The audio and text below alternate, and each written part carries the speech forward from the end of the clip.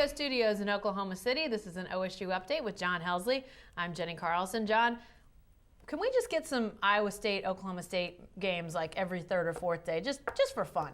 These guys playing great games no matter where or when. Great games, and you get bonus basketball out of it with 4 overtimes combined in 2 games. So, yeah, I'm all for it. I don't know if the Cowboys and Cyclones would be on board, but let's talk about that game Saturday in Ames, another thriller. But ultimately, the Cowboys lose 8-10 in conference play as they head towards the Big 12 tournament. Let's talk about that game in specific. It ends a 4-game winning streak. Cowboys didn't quite get over the hump against them. What was the difference in your mind?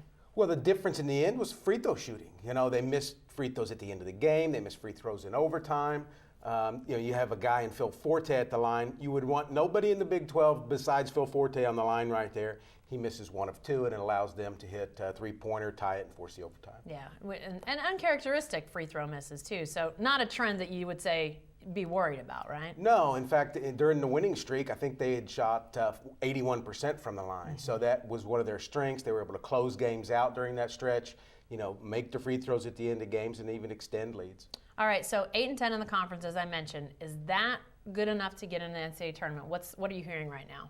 Sure seems to be good enough. And, you know, all of the guys that I had talked to, the analysts, going into that 3-game stretch, Kansas State, Iowa State, said, go 2-1.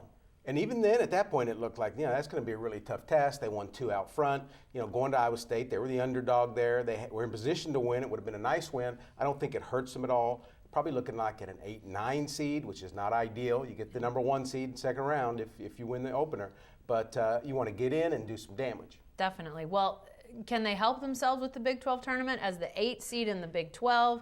Obviously, they'll play on that opening day against the 9 seed. Can they help themselves with the Big 12 tournament? I think there's room to do that. Now, it'll take a stretch of wins, all right? So you open with Texas Tech. It's a team they should beat. And then it would be the Kansas Jayhawks in Kansas City. Not an easy task, but it's a team they've played good against twice. They almost won in Lawrence. They did win in Stillwater.